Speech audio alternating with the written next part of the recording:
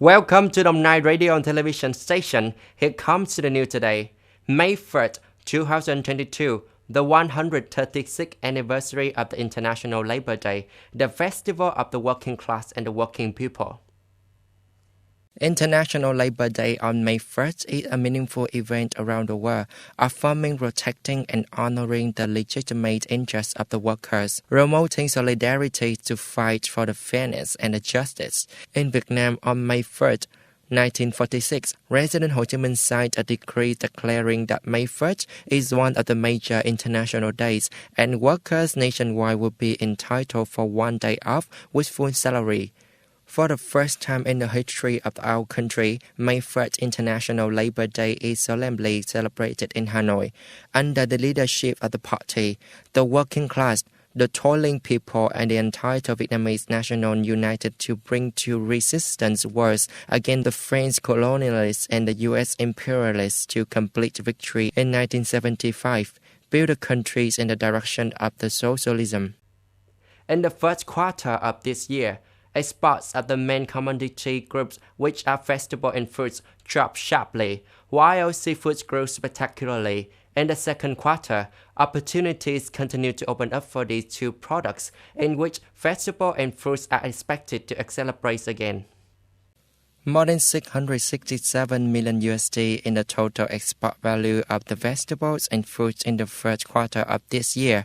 This number decreased by 10%, equivalent to $80 million compared to the same period last year.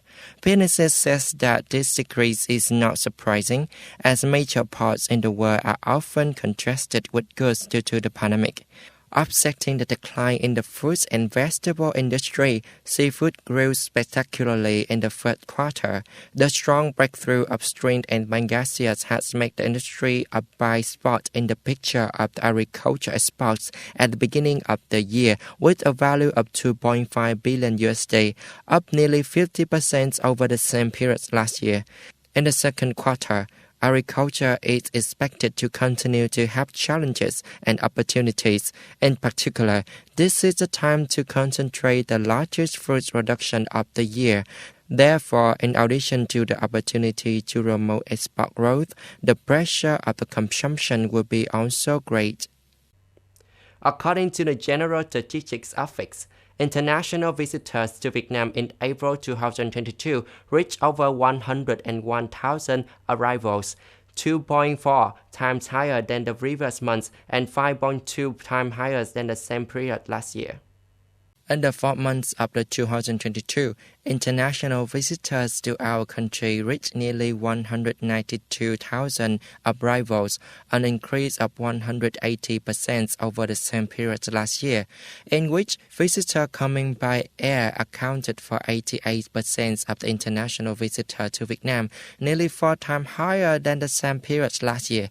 Arrival by plane decreased by 10% and by sea by 58%. At least 20 civilians has been successfully evacuated from the Azotone factory, the last stronghold of the resistance in the Ukrainian port city of the Mariupol, for the first time, as Russian military campaign there enters its 66th day.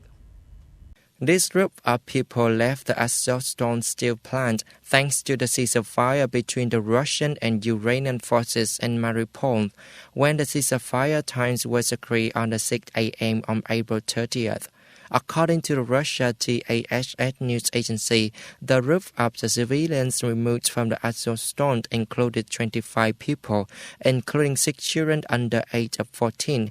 The operation to evacuate the civilians of the Azotone plant continues. After nearly 2 months of siege, Russian forces have controlled most of the city of Mariupol, leaving 2 of the last points of resistance for Ukrainian forces at the factory. Ukrainian officials once said that at the Azotone factory there were 1,000 civilians trapped. The Palestinian Islamist movement Hamas, which controls the Gaza Strip, has warned the possibility of attacks on the synagogues if its Israeli security forces continue to sweep the Al-Aqsa Mosque in Jerusalem. Hamas leader in the Gaza, Yahya Sinwar, said Israel should prepare for a major war if the attack on the Al-Aqsa Temple is not stopped. He warned that he would fire hundreds of rockets at the Israeli in the event of provocation by the Jewish state in the Al-Aqsa at the end of May.